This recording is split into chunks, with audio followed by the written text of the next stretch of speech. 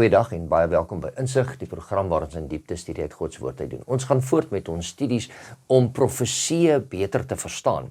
En in ons vorige studie het ons gaan kyk na Sodom en Gomorra en ons het gaan kyk na Noag en die sonvloed. En vandag kyk ons na twee ander aspekte, baie bekende stories, die verhaal van Rut en Naomi en dan die verhaal van Esther. En wat ons daaruit kan leer om ook in die tye waarin ons leef te kan toepas. Vandag saam met my om hierdie studie te doen, Ronay Furstenberg, spreekdirekteur van Kompas Pastorale Bedieninge.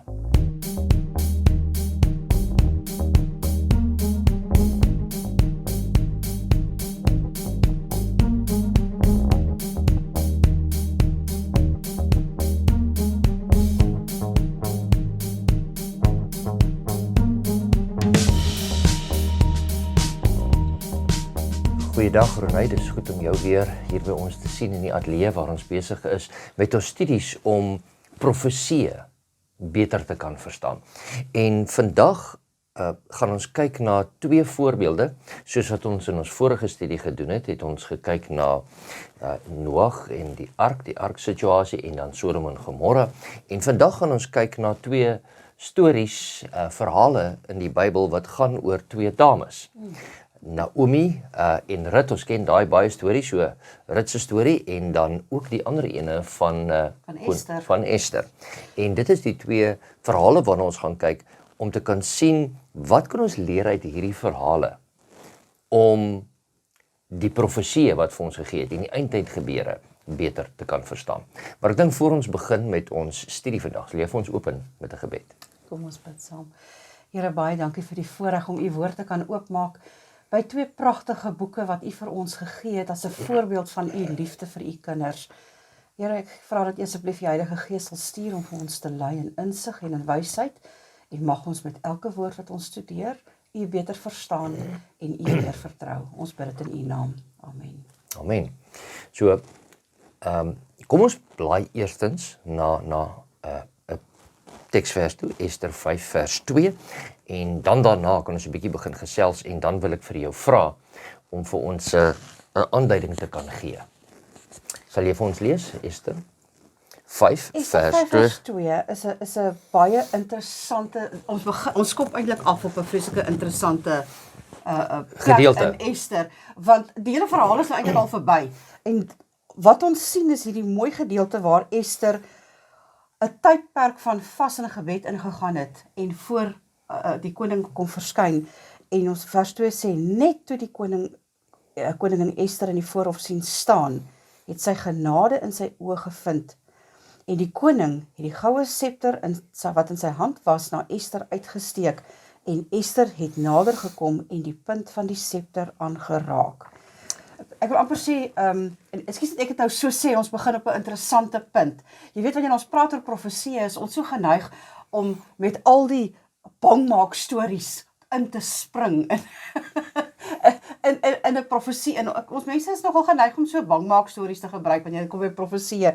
Hoe mooi is dit om 'n boek soos Esther te lees en te begin by die gedeelte waar die woord genade in is. Ja, so met ander woorde, ons weet die probleem wat ontstaan het en dat sy moes ingaan en dat sy gevas en gebid het en vir die ander gevra het om in te gaan en dat sy nie voor die koning kon verskyn sonder dat sy genooi is om te kom nie. Ja. En sy het toe ingegaan en dis waar die scepter situasie inkom. As hy dit vir jou gewys het, dan het hy gesê hy neem jou aan, jy kan inkom na hom toe.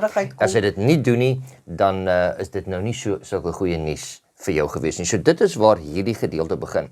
Maar voor ons ingaan in die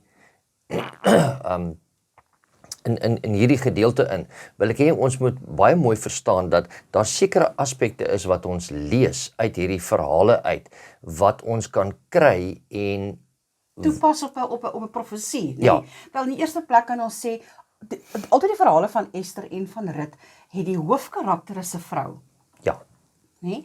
So wat leer ons, en ek bedoel julle het nou baie geleer hierdie afgelope ruk by leraar Peer en leraar Morney, oor wat die profeseë behels. Nou die oomblik wanneer jy in die Bybel praat oor 'n vrou, dan verwys jy na die kerk. Na die kerk. So dadelik is daar vir ons heeltemal 'n ander idee, behalwe vir die mooi verhale van Rut en Ester, wanneer ons onmiddellik daai kop skuif maak en ek sê, kom ek sit die verhaal van Ester as die gewone koninginnetjie wat nou mooi gemaak was vir die koning, kom ek skuif aan een kant toe, en ek sien haar as die kerk van die Here. En die kerk van die Here wat in die moeilikheid is. En die kerk van die Here wat versorg moet word. Dieselfde wanneer jy gaan na die boek van Rut toe. Die oomblik as jy Rut een kant toe skuif, jy sit dit as die kerk van die Here in hierdie vrou se plek. In die verhaal, jy sien die tipologie wat daar is. Dis asof 'n mens onmiddellik die verhale heeltemal op 'n ander manier benader. Okay. Dit is baie interessant. So ek wil hê ons moet dan eers gaan. Ons het nou gelees uit Ester uit, want dit is die beginpunt waar ons begin. Maar kom ons zoom 'n bietjie in die boek van Rut. Nou ek weet jy het 'n boek geskryf oor die boek van Rut. En miskien kan jy ons 'n bietjie meer agtergrond daarin gee en vir ons daarvan vertel. Ja, ek het die boek van Rut geweldig interessant gevind. Vir die blote rede, vir u so sê, daar was 'n mense wat uitgereik het na 'n stam wat in die Sahara-woestyn, so baie klein stam, en evangeliste het uitgereik na hulle toe en hulle wou graag die Bybel vir hulle vertaal in hulle taal. En toe het hulle begin navorsing doen oor watter boek sal hulle eers vertaal. En hierdie stam het 'n geweldige samehorigheidsgevoel gehad, veral die familiegevoel, die ondersteuningsgevoel, die kyk na mekaar gevoel. En nadat hierdie evangeliste 'n studie gemaak het van hierdie mense se omgewing, toe besluit hulle gaan die boek van Rut eers vertaal. En dit was vir my baie interessant, en dit het uitgekom op die einde van die dag, dat ek 'n boekie geskryf het met die naam van Rut. Dis 'n selfstudieboek, wat ons later vir hier aan die einde sal oor gesels, oor hoe om jou verhouding met die Here nader te bou, selfs die tyd wat dit vir jou voel die stem van die Here geweldig stil is. Want dit is die hele hoofsituasie in die boek van Rut. Wanneer jy kyk na Naomi se verhaal wat alles verloor het. Onthou, sy kom uit Jerusalem uit, Naomi. Sy en haar man het hulle 2 seuns gevat en hulle het gaan bly in 'n afgeleë plek omdat daar hongersnood was in Jerusalem. Dit is eintlik 'n baie interessante konsep om te dink daar's hongersnood in Jerusalem, want die naam Jerusalem. Ekskuus, ek wil net vir jou sê daar's hongersnood in die huis van brood wat Bethlehem is. Wat Bethlehem is, Bethlehem. Daar's 'n klaar eerste glips gewees. Ek was te lank weg van julle af dat julle te veel gemis. In die huis van Bethlehem waar die benaming daarvan beteken die huis van brood. En hoe nou interessant dat jy nou 'n plek het met die naam van die huis van brood en dan's daar hongersnood in die huis van brood. So erg dat van die mense van die Here begin wegtrek het en in die heidenisse gebied in die omgewing gaan bly het om hulle mense te probeer versorg. Dis presies wat met Naomi gebeur het, sy en haar man. Ja. So kom ons kyk, ons lees daai eerste paar verse in die boek van Rut, en ek nooi jy uit om saam met ons te blaai na Rut 1, en dan lees ons daar die eerste 5 verse saam. En dit sê, en in die dae toe die rigters geregeer het, was daar hongersnood in die land. Daarom het 'n man uit Bethlehem, Juda, weggetrek om as vreemdeling te vertoef in die veld van Moab. Hy en sy vrou en sy 2 seuns. Nou hier is dit weer eens, né? Bethlehem, die huis van brood, en hulle trek weg hier onder die beskerming van die Here uit, en hulle gaan woon in die heidense landgebied, Moab. En die naam van die man was Elimelech, en die naam van sy vrou Naomi, en die naam van sy 2 seuns Maglon en Gilion, Efratiete uit Bethlehem, Juda, en hulle het gekom in die veld van Moab, en daar gebly. En Elimelech, die man van Naomi, het gesterwe, maar sy met haar 2 seuns het oorgebly. En hulle het vir hulle Moabitiese vroue geneem. Die naam van die een was Orpa, en die naam van die ander Rut. En hulle het daar omtrent 10 jaar gebly. En as ons na die volgende verse lees, dan sien ons, daar het ewe skielik weer nog tragedie gekom. Maar hier is dit, dis half onverstaanbaar. Hulle trek weg uit die land van God uit die broodmandjie uit van Israel uit. Hulle kom in Moab, en hier's nog 'n tragedie, behalwe vir die hongersnood. Hierso is die man wat sterwe. En hier sit jy nou net nadat jy geskuif het, net met jou 2 seuns, en hulle neem nou vir hulle heidense vroue aan. En in vers 6 sien ons ook, daar's die volgende probleem, want hier sterf beide die 2 seuns ook. Ja, Dis 'n bitter hartseer verhaal. Nou onthou ons probeer nou kyk hoe kan ons hierdie verhale terugtrek na 'n profetiese konsep. En as ons nou net vir Naomi vat, en ons vat vir haar as die voorbeeld van die kerk, kan dit wees dat ons kan sê dat die kerk weggetree het van die oorvloed af van wat ek kan kry by die Here. Daardie mandjie van brood, daar waar dit veilig is by die Here. Omdat ek nog gedink het, die kerk gedink het, maar hier kry ons nie wat ons nodig het nie. Kom ons trek weg uit die gebied van die Here uit. Ons gaan vestig ons daar tussen die heidene. Ons vat sommer van die heidense kerke en ons vermeng met hulle. Jo, nou raak ons bietjie ernstig nou hierson, né? Ons vermeng met die heidense kerke, ons bring hulle, ons maak hulle deel van ons, en tragedie tref die kerk. Ja. Dis 'n baie ernstige saak wat hier, die oomblik wat ons na die profesie gedeelte toe gaan, né? En ons die vrouens begin sien as 'n kerk, en ons pas toe wat met hulle gebeur het, dan kom ons agter, maar die Here het actually vir ons 'n baie ernstige boodskap hier binne in hierdie boek van Rut gesit. Ja, met ander woorde, as ons dit nou kan deurtrek, dan sien ons ook nou soos jy nou gesê het, in vandag se tyd, kyk ons daarna en daar's ook hongersnood. En daar's 'n hongersnood aan, as ons dit nou kan deurtrek na ons toe, na die woord van God toe. Dus dit is 'n geestelike hongersnood. En ons moet dit iewers gaan soek. Maar terwyl ons gaan om te gaan soek, dan is daar nog meer moeilikhede wat ons tref deur die tye. Die mooi situasie wat ons hier kan sê is dat hierdie gesin het geweet waar hulle vandaan gekom het. Ons moet net baie mooi in die verhaal besef dat hulle nie ewe skielik nou afgodsaanbidders geword het nie. Want ons kan sien dat toe dit later in die verhaal gaan, het albei die skoondogters wat heidene was, besluit om saam met hulle skoonmoeder, wat hulle nie nodig gehad het om te doen nie, terug te gaan. Om saam met haar te gaan, as wat hulle kans het om terug te gaan na hulle eie heidense families toe. Ja, dit sê iets van Naomi. Dit sê iets van hierdie kerk, die invloed wat hy kan hê, selfs in tye van geweldige geestelike hongersnood. Ja. En ek dink, vir ons is dit iets wat in vandag se tyd 'n geweldige belangrike waarheid is wat ons moet leer.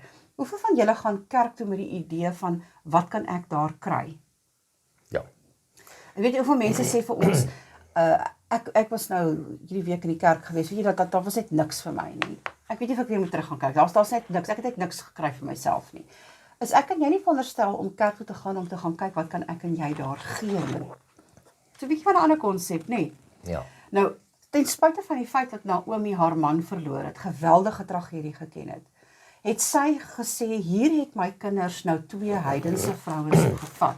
Wat kan ek as skoonmoeder, in die eerste plek, 'n Christen skoonmoeder, ek noem dit nou 'n Christen skoonmoeder, nee, kind van God, Christen het nou eers later gekom, maar julle verstaan wat ek bedoel, 'n kind van die Here beteken vir my skoondogters op so 'n mate, dat ek die woord van die Here vir hulle kan bring.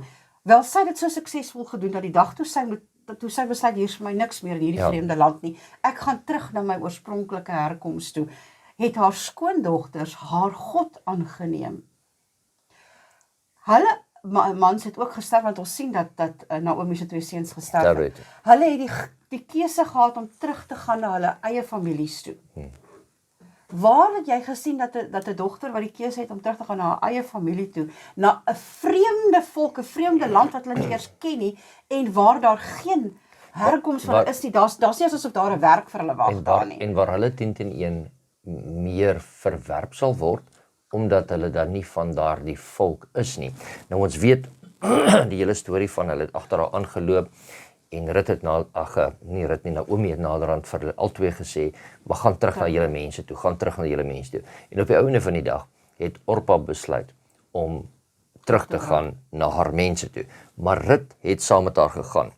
En met die idee van dat hulle kan teruggaan na hulle grondgebied toe, en hulle kan dalk nou hulle grond gaan ophuis wat hulle daar gehad het, en dit dalk verkoop. Nou daar was 'n lossingsstelsel En as ons praat van lossing, dan klink dit dalk half snaaks, so kom ons praat van 'n verlossingsstelsel wat daar was, dat jy iemand anders kan verlos van die situasie waarin hy was en jy kon hom loskoop. Nou ja, as ons klaar daarna toe kyk, klink dit al bekend van die verlossingsplan wat daar vir ons was. Right. So kom ons gaan dan en ons tel dan nou die verhaal op in Rut hoofstuk 2. En dis die bekende gedeelte van, daar gaan nou are opgetel word in 'n sekere gebied. So kom ons kyk daar, ons lees 'n paar verse en dan hardloop ons deur die situasie vanaf vers 5 af. Daarop sê Boas aan sy dienaar, die opsigter oor die snyers, van wie is hierdie jong vrou? En die dienaar, die opsigter van die snyers, antwoord en sê, dit is die jong Moabitiese vrou wat saam met Naomi uit die veld van Moab teruggekom het. En sy het gesê, kan ek maar are optel en insamel by die gerwe agter die snyers.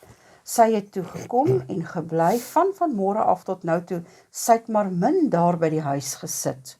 En Boas sê vir Rut, luister tog my dogter, jy moenie op 'n ander land gaan are optel nie, jy mag ook nie hiervandaan weggaan nie, maar jy moet jou by my diensmeisies aansluit, en met die oë op die land wat hulle afsny, moet jy agter hulle aanloop.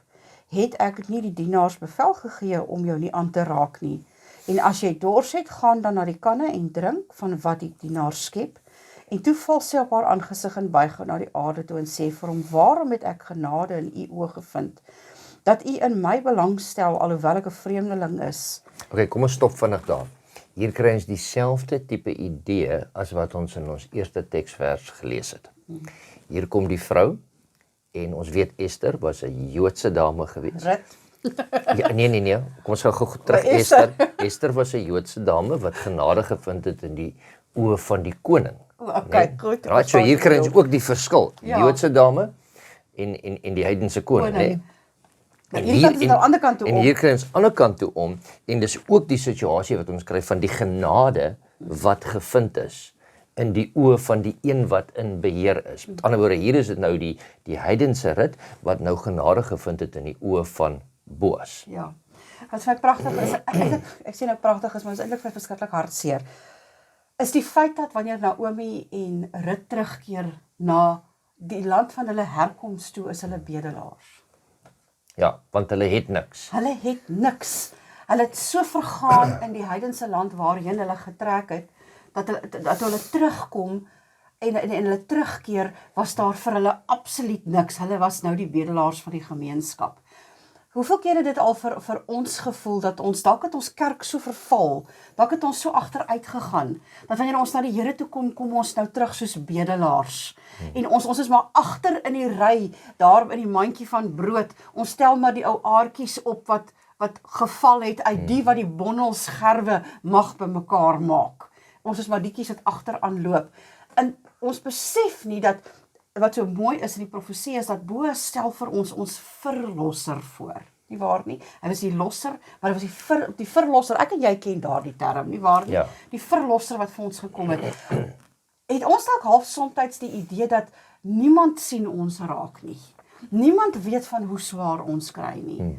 Maar die Here se oog is daar en hy weet presies wie is in sy land. Hy weet presies wie is hy is in sy land. Sy land is nie net oorgegee aan leiers wat maar moet kyk na die land en hopelik word die land ordentlik gevoes. Hy gee nog steeds die opdrag. Hy gee die opdragte en dan so mooi dat hy sê, as jy dors het, gaan skep van die water. As jy honger het, gaan tel die are op. Ek kry nou net 'n ander idee hiervan, gaan tel dit wat jy, soos jy nou gesê het, die oorblyfsel are op. Is dit nie ook so in die Nuwe Testament wat ons lees, van die dame wat na Jesus toe gekom het en sê, genees asseblief my kind, wat hy vir haar gesê het, nee, maar ons kan nie die kos van die kinders vir die hondjies gooi nie. En toe sê sy, maar hulle eet daarom ten minste van die krummels. En daai krummels gedeelte is, hier sy het ook die krummels van die are bymekaar gemaak. En dat die krummels selfs vir ons genoeg sal wees en vir ons voorsiening daarin sal wees. Ja, op ons pad terug na die Here toe, nee. Kom ons lees verder van vers 11, en Boas antwoord en hy sê vir haar, aan my is alles omstandig vertel wat jy aan jou skoonmoeder gedoen het. en na die dood van jou man, en dat jy jou vader en jou moeder en jou geboorteland verlaat het, en na 'n volk getrek het wat jy gister en eergister nie geken het nie. Mag die Here jou daad vergelde, mag jou loon volkome wees van die Here, die God van Israel, onder wie se vleuels jy kom skuil het. En toe sê sy vir hom, so vind ek dan genade in u oë, my Heer, want u het my getroos en na die hart van u dienares gespreek, alhoewel ek nie soos een van die dienaresse is nie. Ek wil hom net eers daar stop. Dit is so belangrik dat ek en jy besef dat die Here ken selfs die kleinste besonderhede van ons omstandighede. En onthou, kom ons trek dit nou net weer terug na die konsep van 'n kerk toe. Die Here ken selfs die kleinste besonderhede van wat het die kerk nodig. Hy sien die kerk se tekortkominge. Hy weet presies waar daar moet hulp gegee word. En dit is so mooi dat hy haar hele agtergrond gaan uitvind dit, ou Boas. Hy weet presies wie sy is, hy weet presies hoe sy na haar skoonma gekyk het, hoe sy alles agtergelaat het en gesê het, Here, hier is ek, vat my soos ek is. Dit is nie hoe ons na die Here toe kom nie. Heeltemal vreemdelinge na hom toe en sê, Here, hier is ek is vreemd hier, lei en leer u my. En hoe Boas vir haar toemaak en beskerm, en baie mooi nie, ons lees in die vorige vers dat hy sê, het ek nie my dienaars gesê, hulle mag nie aan jou raak nie. Ja. Met ander woorde, selfs die beskerming wat daarby kom. Dit is 'n interessante vers daar, want dit laat jou weet, wat het dalk met van daardie dames gebeur, wat in die velde kom are optel het, wat bedelaars was, nie? Wat kom are optel, dat van die dienaars daardie arme dames baie sleg behandel het. So, dat die Here vir haar tot sê, ek het tot my dienaars opdrag gegee en gesê, hulle mag nie vir jou aanraak nie. So, die Here se hand is so oor sy kerk, dat dit is die appel van sy oog. Ja. En hierdie kerke die Here sal niemand in hierdie kerk laat vat nie. Ja. En bewaar die een wat dit doen. Dis nogal 'n baie mooi konsep. Kom ons gaan verder. Ek dink dit is vers 14. En teen etenstyd het Boas vir haar gesê, kom hierheen en eet van die brood en steek jou stukkie in die asyn. Daarop gaan sy langs die snyer sit, en hy het haar gebraaide koring gegee, en sy het geëet en versadig geword en oorgehou. En toe sy weer opstaan om are op te tel, het Boas sy dienaars bevel gegee en gesê, sy mag ook tussen die gerwe optel, en julle mag haar nie beledig nie. En julle moet ook so nou en dan vir haar uit die bondels uittrek, en dit laat lê, dat sy dit kan optel, en julle mag haar nie keer nie. En sy het op die land opgetel, tot die aand toe, en toe sy uitslaan wat sy opgetel het, was dit omtrent 'n eva gars. En sy het dit weggedra, en toe sy in die stad kom, sien haar skoonmoeder wat sy opgetel het, ook het sy uitgehaal en aan haar gegee, wat sy oorgehou het, nadat sy versadig was. Daarop vra haar skoonmoeder haar, waar het jy vandag opgetel, en waar het jy gewerk? Mag hy geseënd wees, wat in jou belang gestel het. En sy vertel haar skoonmoeder by wie sy gewerk het, en sê, die naam van die man by wie ek vandag gewerk het, is Boas. En Naomi sê vir haar skoondogter, mag hy geseënd wees deur die Here, wat sy guns aan lewende en dode nie onttrek nie. Verder sê Naomi vir haar, die man is ons naasbestaande, hy is een van ons lossers. Nou hier kry ons nou die interessante ding van, na die tyd, toe sê hy, daar gaan nog meer seëninge na toe kom, en julle moet nog meer vir haar los. Dit is nie die gebruik nie, die gebruik was, dit wat uitgeval het, dit kan hulle optel. Hier en daar. Maar nou sê hy vir hulle, julle moet ekstra uittrek en dit ook los, dat sy kan optel. En hier kom die mooi in, dat toe sy by die huis kom, het sy nie net dit wat sy opgetel het gevat nie, maar selfs van die kos wat daar op die land vir haar gegee is, het sy huis toe geneem en met haar skoonmoeder gedeel. En ander gaan voed daarmee, nê. Is dit nie 'n pragtige voorbeeld vir jou en vir my nie? Wat ek en jy van die Here af ontvang, is nie net genoeg vir jou en vir my nie. Die Here gee vir ons oorvloed, sodat ek en jy weer kan gaan deel met ander. En ek dink soms moet ons op 'n punt kom waar ek en jy moet besef, maar weet jy wat, ons is geestelik versadig. Ja. Ons is geestelik versadig tot op so 'n punt, dat ons 'n oorvloed het om te deel met ander. Beteken nie, hoor nou mooi wat ek sê, Was Rut en Naomi op hierdie stadium al weer goed versorg? Nee, vir vandag Was daar was daar voorsiening gemaak en haar geestelikheid was gevul vir vandag, dat so mate dat sy kon huis toe vat en dit oordra aan ander. Dit is waar vir my en vir jou so belangrik is en vir die kerk belangrik is. Ek gaan kerk toe om te kyk wat kan ek daar gaan beteken vir iemand. Dis interessant dat die teksverse vir ons sê die oorsieners oor die land het vir Boas gesê, sy het maar min daar by die huis gesit. Sy is van vroegdag af is sy al hier. Sy werk al die hele dag tot laat aan, tot die werkers klaarmaak is sy hier. Ek en jy kan nie versadigheid in ons geestelike lewe verwag as ons lui is met die woord van God nie. Ons kan nie verwag om genoeg van die Here af te ontvang sodat ons ander mee kan gaan voed as ons by die huis wil sit en nie in die teenwoordigheid van die Here op sy land wil wees en te sê, Here, hier is ek, voed my, waar kan ek optel, want daar's mense by die huis wat ook hiervan nodig het.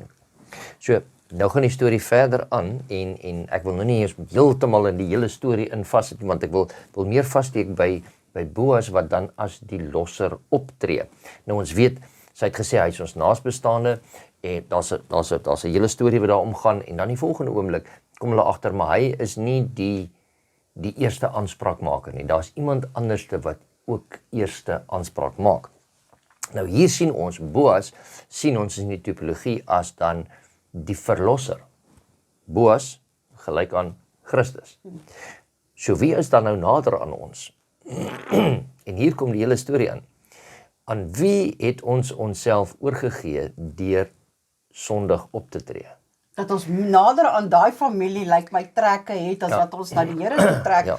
Wel ongelukkig is dan nou net een van twee, nê. Daar's net die Here en dan is daar die Satan. En ek dink nie een van ons wil erken en sê, maar nee, wag 'n bietjie, ek is nie familie van die duiwel nie. Maar as gevolg van wat gebeur het in die tuin van Eden, is ons as mensdom ons verkoop aan die duiwel. En het hy ons, ek wil amper sê, ons naasbestaande geword.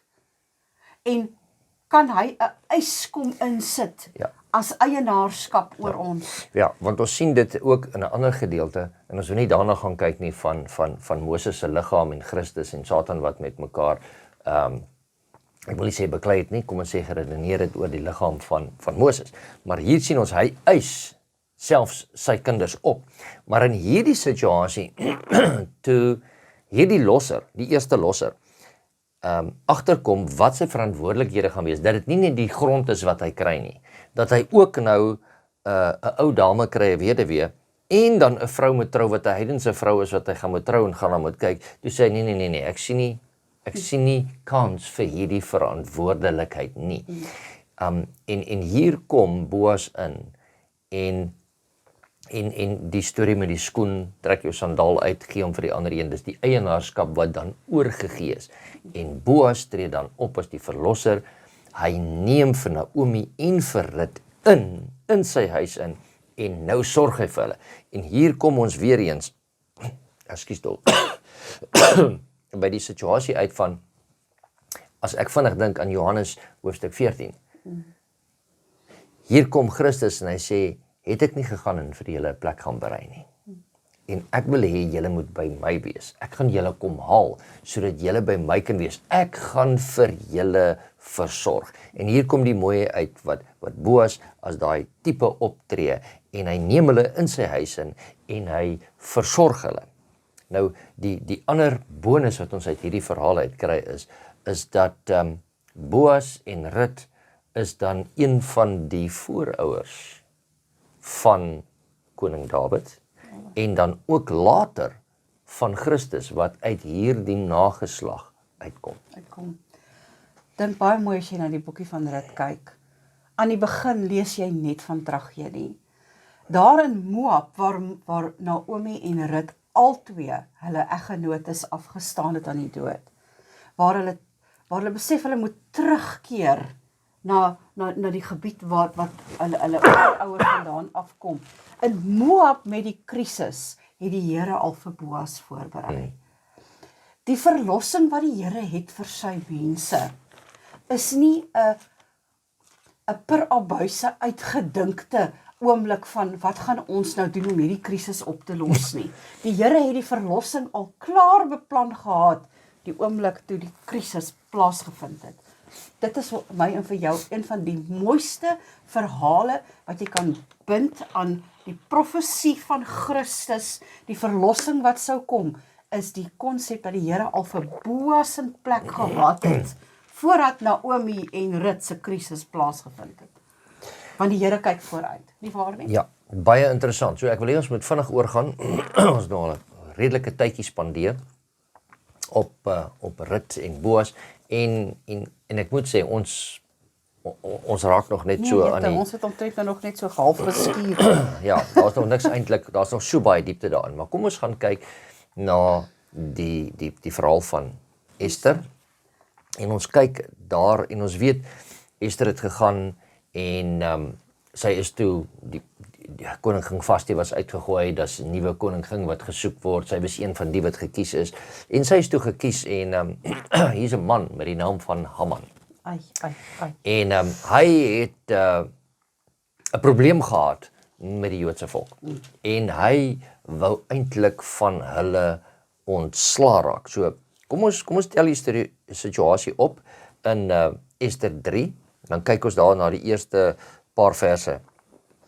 Na hierdie dinge het koning Ahasveros Haman, die seun van Hammedata, die Agit, groot gemaak en hom verhoog en sy setel hoër gestel as die van al die vorste wat hom was. En al die dienaars van die koning wat in die poort van die koning was, het gebuig en voor Haman neergeval, want so het die koning aangaande hom bevel gegee. Maar Mordegai het nie gebuig en neergeval nie. En die dienaars van die koning in die poort van die koning het aan Mordegai gesê, waarom oortree jy die gebod van die koning? En toe hulle hom dit elke dag sê, en hy nie luister na hulle nie, het hulle dit aan Haman meegedeel, om te sien of die handelswyse van Mordegai sou standhou, want hy het hulle te kenne gegee dat hy 'n Jood was. En toe Haman sien dat Mordegai nie buig en voor hom neerval nie, was Haman met woede vervul, maar hy het dit hom te gering geag om die hand aan Mordegai alleen te slaan, want hulle het hom die volk van Mordegai te kenne gegee, en daarom het Haman daar gesoek om al die Jode wat in die hele koninkryk van Ahasveros was, en die volk van Mordegai te verdelg. Klink hierdie dan nou nie vir jou baie bekend, hierdie storie nie? Daar's as iemand anders in die skrif wat ook graag verhoog wou word. Ja, Wat ook graag eer wou gehad het van almal en wou gehad het almal met hom neerval. En hom aanbid. Klink dit daarom nou nie vir julle vreeslik hier na Daniël se verhaal se kant toe nie, nê? Ons gaan bietjie vinnig kyk na die 3 manne wat nie wou buig voor hierdie vreeslike afgodsbeeld nie, en hulle ook is verkla en gesê, julle wil nie die koning aanbid nie, hoekom buig julle nie? En hier is dus presies dieselfde situasie, Haman moet aanbid word, hy moet voor hom neergeval word en Mordegai bly staan, want Mordegai is 'n Jood. En Mordegai het gesê, ek aanbid die Here alleen. Dieselfde standpunt wat daar is. Maar hier kom ons ook na 'n ander gedeelte en die voorstelling van Haman. Dit is iemand wat die volk van God te na wou kom. Nou kom ek vra, wie is die teenstander van God? Wat ook die volk van God te na wou kom. So wanneer ons gaan kyk na Esegiel 28 en Jesaja 14, dan sien ons, dit verwys vir ons na Lucifer, né? Lucifer, Satan, die duiwel. En hy was ook 'n teenstander van God gewees. En hy wil ook, hy doen alles in sy vermoë om God se kinders te verwyder en van hulle ontslaa te kan raak. En ons moet daai tipologie moet ons daarin sien van hierdie verhaal. Maar alhoewel dit die situasie is, gelukkig het ons aan die einde van Ester gelees. En in hoofstuk 9 en vers 10 het ons gelees wat die uiteinde van die situasie is. Dat Haman het nie oorwin nie. Dat Haman het aan dit wat hy die volke wou onderwerp, het hy homself in daardie struik geval en was dit vir hom ter voorbereiding vir sy dood. vir sy einde. En almal wat hom gevolg het, nee, Ja. almal wat saam met hom saamgesweer het almal in daardie selfde noodlot geëindig.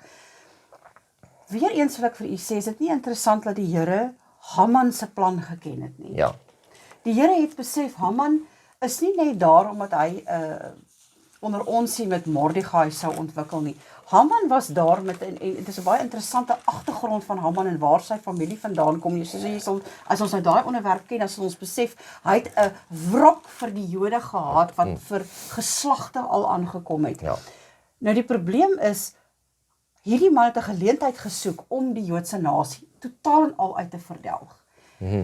Die Here bring 'n Ester in, 'n kerk in, om te kom staan wanneer die Satan se aanval kom om die volk te vernietig. ja, Nou is my vraag hierso, want ons moet nou probeer van toepassing maak op my en op jou. ja, Is die kerk van God so sterk, dat wanneer die aanslag van die duiwel kom, en die aanhitsing van die duiwel kom, om God se mense te verdelg, is die kerk van die Here so sterk, dat hulle bereid is om in te tree vir diegene wat se siele nog nie gered is. ja.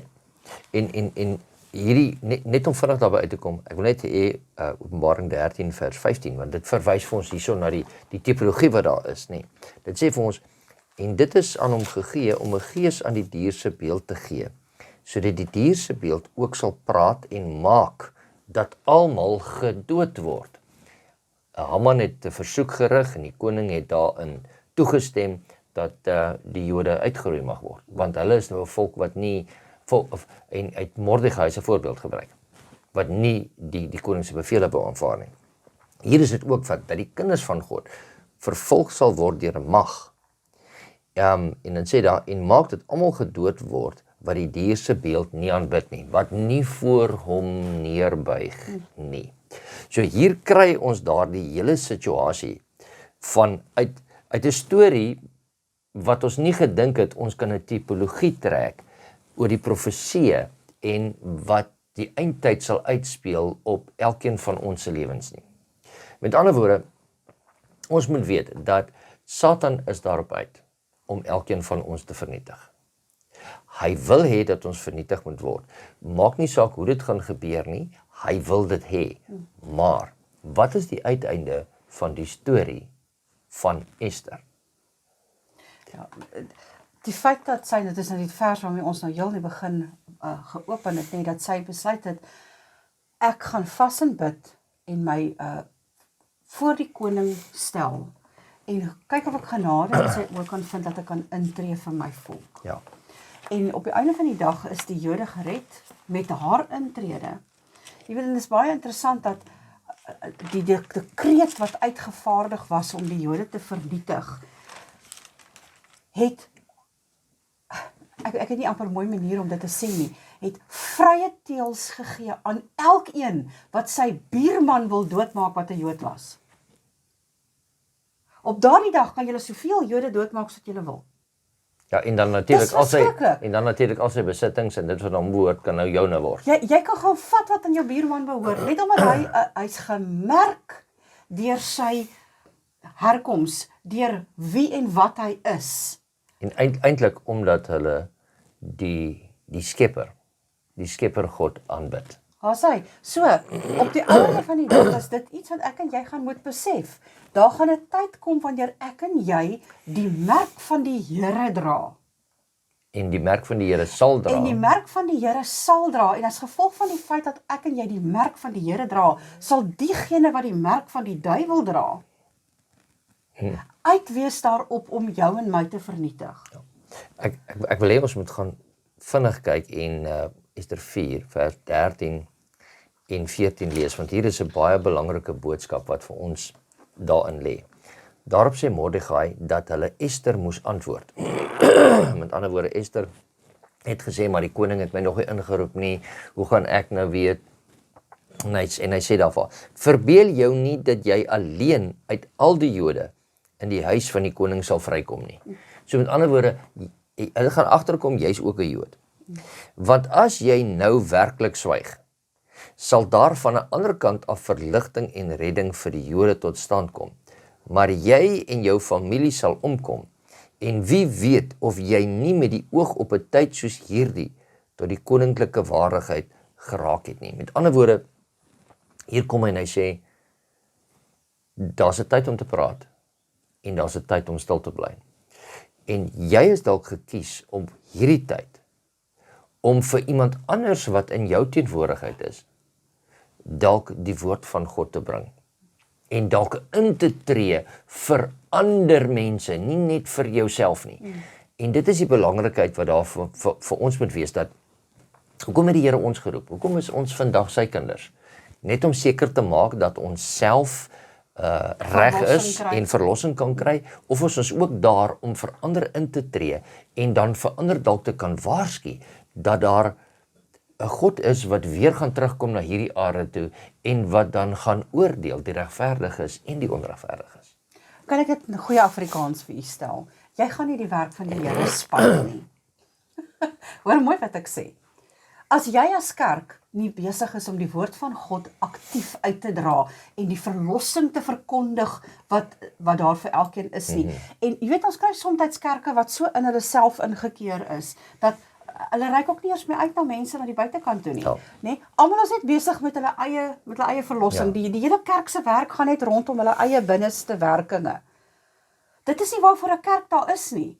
Die kerk van die Here is daar om uit te reik. Dit is nie ons roeping nie. Ons roeping is gaan tree in vir diegene wat nog nie hierdie verlossingsplan ken nie. Gaan staan voor die koning en smeek vir die redding van hulle siele. Hulle gaan verlore gaan. En die woorde wat Mordegai gebruik, dit moet weer klank in ons ore hierdie hele week lank. Dit moet 'n waarheid word vir elkeen van ons. Ek en jy is geroep vir 'n tyd soos hierdie. Ons is op die drempel van die wederkoms van die Here. En daar's mense wat besig is om verlore te gaan. Ek en jy moet in 'n vas tydperk ingaan waar ons voor die Here kan verskyn. Ons hand na hom toe uitsteek en sê, Here, wees ons mense genadig. Want wat was die waarskuwing van Mordegai? Moenie jy sit in jou kerkie en dink jy kyk net na jouself. En jou verlossing is, jy sorg net vir jou eie verlossing nie. En al die res van die mense moet nou maar sien kom klaar op daardie groot dag wanneer die oordeel gaan val nie en wanneer die Satan uitreik na hulle toe om hulle te vernietig nie. Want, sê Mordegai, moenie dink dat jy in jou veilige plekkie hier in die koninkryk, wat jy vir jouself geskep het, gaan sit en veilig wees nie. Jy sal ook kom, jy en jou hele familie. Hoekom? Want jy was gekies vir 'n tyd soos hierdie, om uit te gaan en te gaan verlossing soek vir diegene wat in doodsgevaar is.